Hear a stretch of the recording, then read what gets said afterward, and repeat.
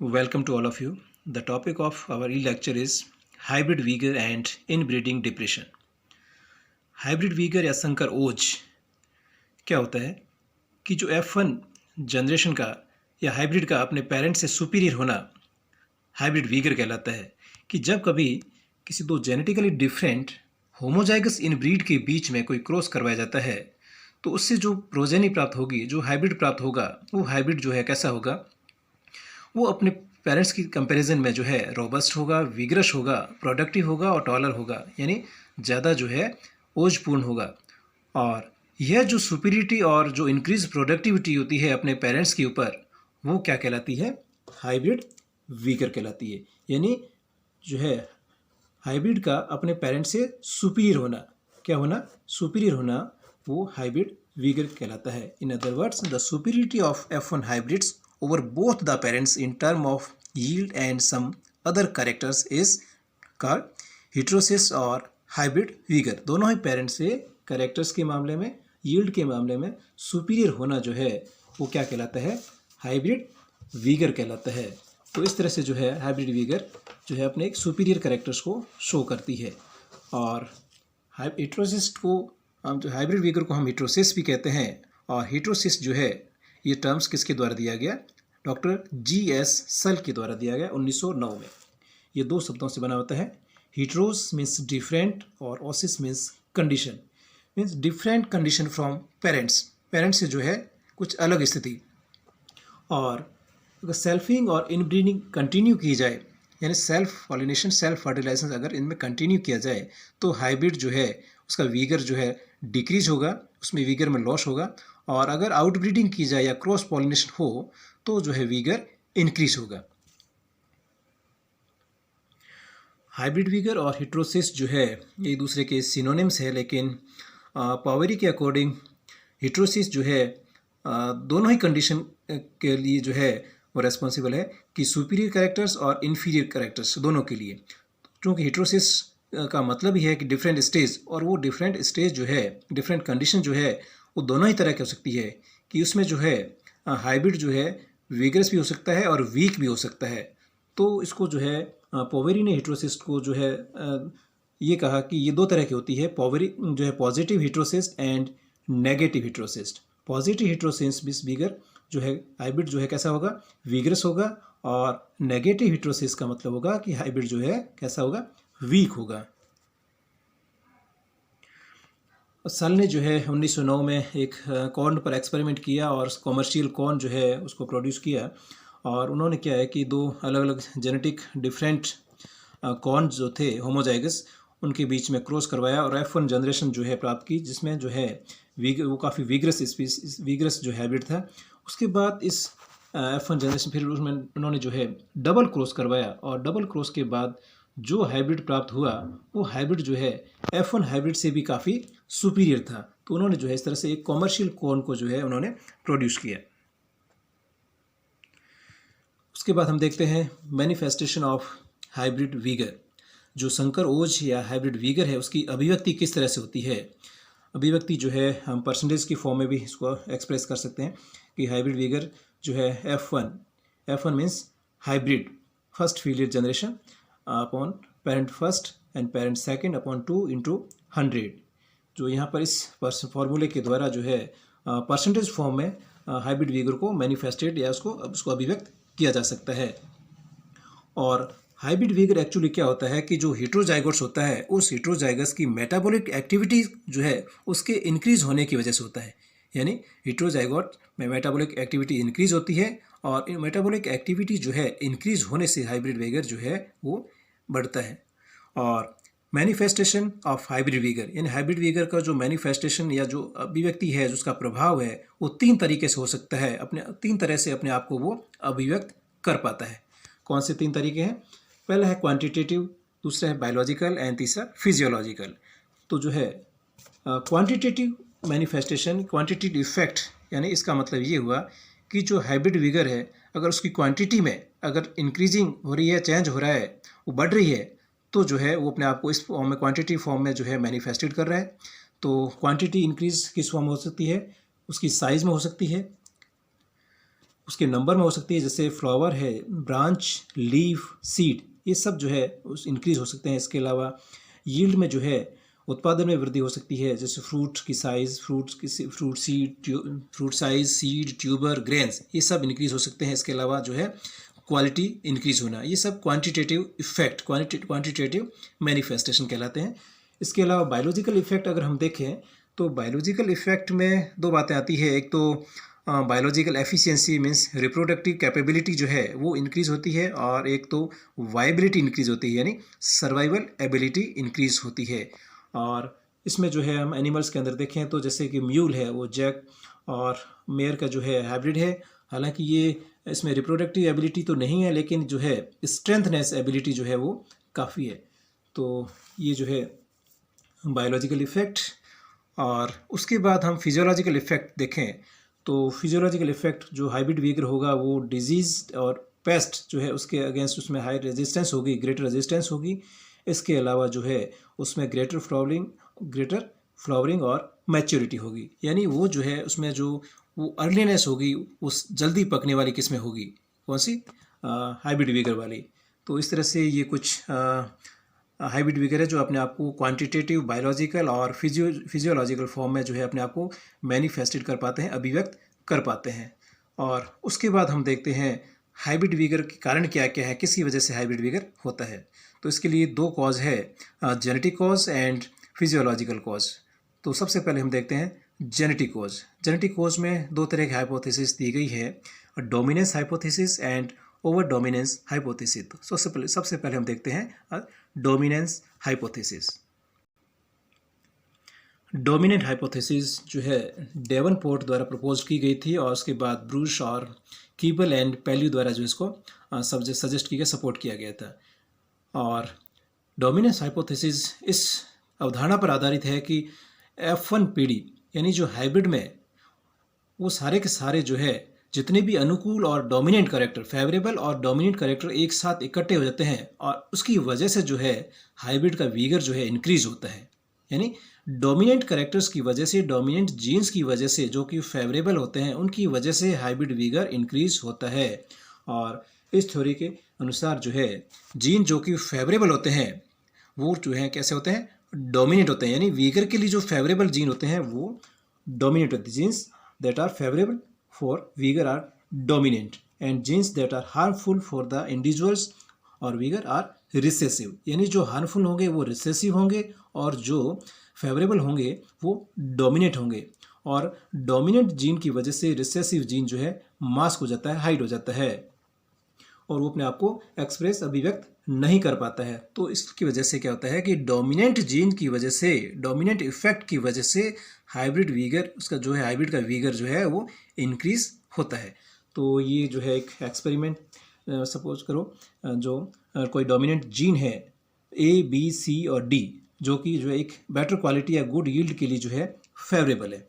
और अगर कोई इनब्रीड X और इनब्रीड Y है, और जिनका जो है जीनोटाइप इस तरह से है, इनब्रीड X का जीनोटाइप जो है इस तरह से है, capital A, capital B, small c, small d, इस तरह से इनब्रीड Y का जो जीनोटाइप है small a, small b, capital C, capital D। तो यहाँ पर देखिए जो इनब्रीड X है उसमें डोमिनेंट जीन कौन से हैं? A और B जो है डोमिनेंट है। इसी तरह से जो इनब्रीड Y है उसमें जो डोमिनेंट जीन है C और D है।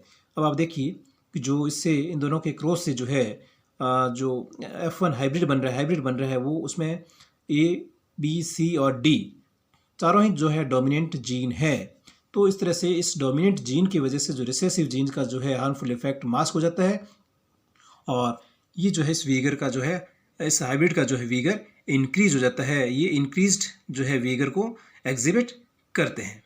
तो इस तरह से जो है ये डोमिनेंट हाइपोथेसिस के अकॉर्डिंग कि जितने भी जो डोमिनेंट और फेवरेबल जीन होते हैं वो जीन जो है हाइब्रिड में एक साथ इकट्ठे हो जाते हैं, और वो जो है वीगर को इंक्रीज करते हैं।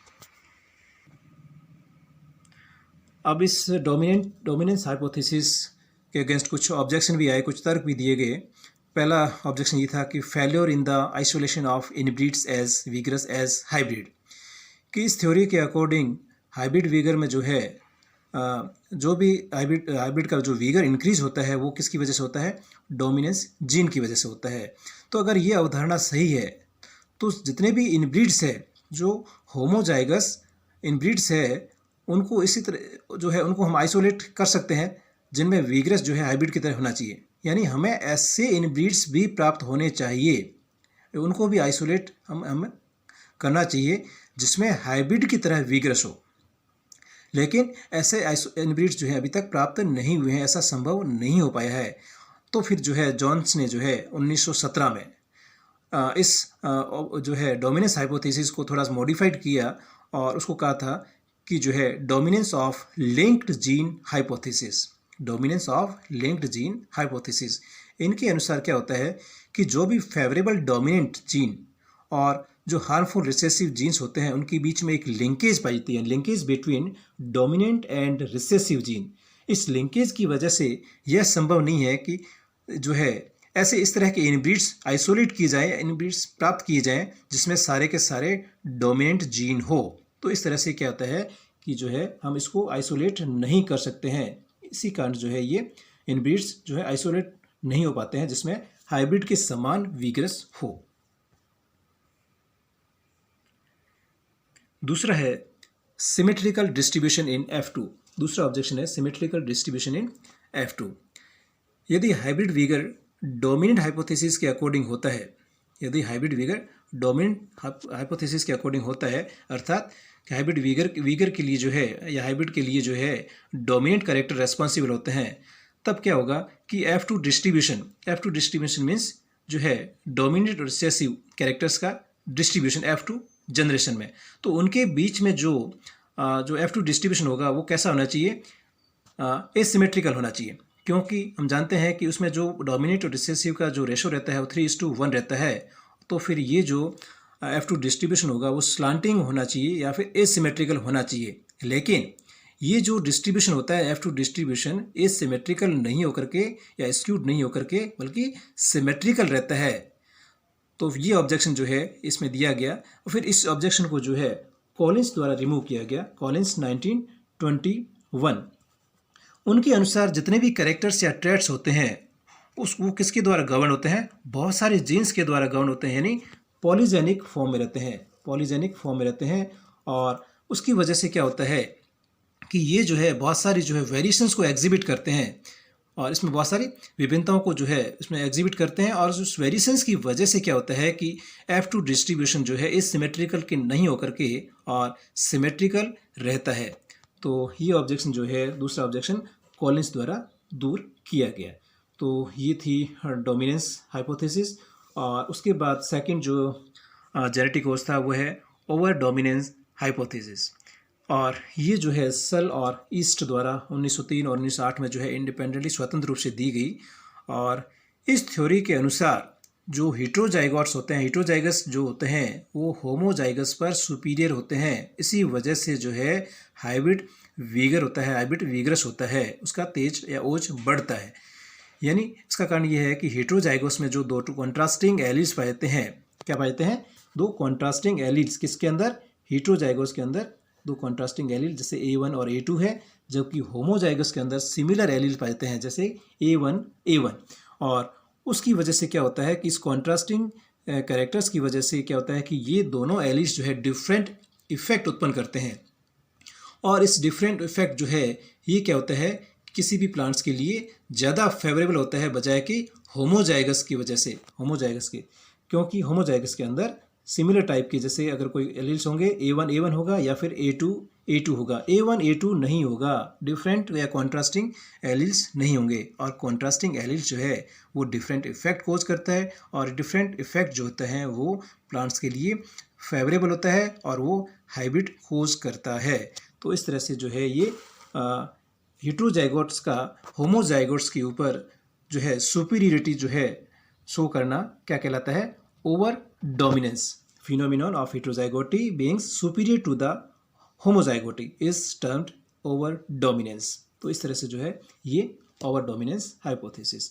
उसके बाद नेक्स्ट कोज फिजियोलॉजिकल कॉज की जो है हाइब्रिड वीगर का जो है फिजियोलॉजिकली कॉज क्या है। तो सबसे पहले हम देखते हैं genetic initial capital greater initial capital hypothesis. Greater initial capital hypothesis जो है एसबाई द्वारा 1930 में दिया गया। इस थ्योरी के अकॉर्डिंग जो हाइब्रिड वीगर होता है जयशंकर ओज, उसका मुख्य कारण क्या होता है कि जो इनिशियल एम्ब्रियो है उसका इंक्रीज होना। इनिशियल एम्ब्रियो को जो है क्या कहा गया कि जो है इनिशियल कैपिटल कहा गया। इनिशियल कैपिटल है, ग्रेटर इनिशियल कैपिटल कहा गया, और इसी इनिशियल एम्ब्रियो के इंक्रीज होने से जो है हाइब्रिड वीगर इंक्रीज होता है, या वीगर उसका इंक्रीज होता है, बढ़ता है। दूसरा कोज जो फिजियोलॉजिकल कोज है वो है साइटोप्लाज्मिक न्यूक्लियर इंटरेक्शन, जो माइकलिस, सल और लेविस के द्वारा दिया गया था। और इस थ्योरी के अकॉर्डिंग जो वीगर इंक्रीज होता है वो साइटोप्लाज्मिक और न्यूक्लियर सिस्टम के इंटरेक्शन की वजह से होता है। Interaction of cytoplasmic and nuclear system, इसकी वजह से जो है ये हाइब्रिड वीगर इंक्रीज होता है। और उसके बाद हम देखते हैं कि जो बैलेंस्ड मेटाबॉलिक हाइपोथेसिस क्या है, फिजियोलॉजिकल कोज क्या है, बैलेंस्ड मेटाबॉलिक हाइपोथेसिस, जो रॉबिन्स द्वारा दी गई थी 1952 में। और उसके अनुसार क्या है कि हाइब्रिड वीगर जो है वो ग्रोथ रेगुलेटर्स, विटामिन्स और एंजाइम्स, इसके द्वारा जो है वो इंक्रीज होता है। किसके द्वारा? ग्रोथ रेगुलेटर्स, विटामिन्स और एंजाइम के द्वारा इंक्रीज होता है। तो ये तो जो है जेनेटिक कॉज और फिजियोलॉजिकल कॉज थे किसके, हाइब्रिड वीगर इंक्रीज होने के। तो ये जो है हाइब्रिड वीगर और हिट्रोसिस जो है कंप्लीट हुआ। उसके बाद हम बात करते हैं इनब्रीडिंग डिप्रेशन, अंतः प्रजनन अवनमन। क्या होता है कि इसमें जो है पहले हम देखते हैं इनब्रीड्स क्या होते हैं, इनब्रीड होते क्या है, उसके बाद हम देखेंगे इनब्रीड डिप्रेशन क्या होते हैं।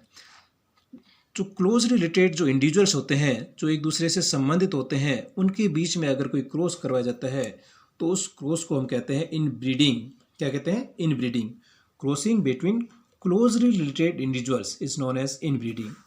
और इनब्रीडिंग से क्या होता है कि किसी भी हाइब्रिड में जो है उसकी वीगर में, उसकी फर्टिलिटी में जो है क्या होता है, लॉस होता है। और इस लॉस को, इस नुकसान को क्या कहते हैं, कमी को क्या कहते हैं, इनब्रीडिंग डिप्रेशन कहते हैं।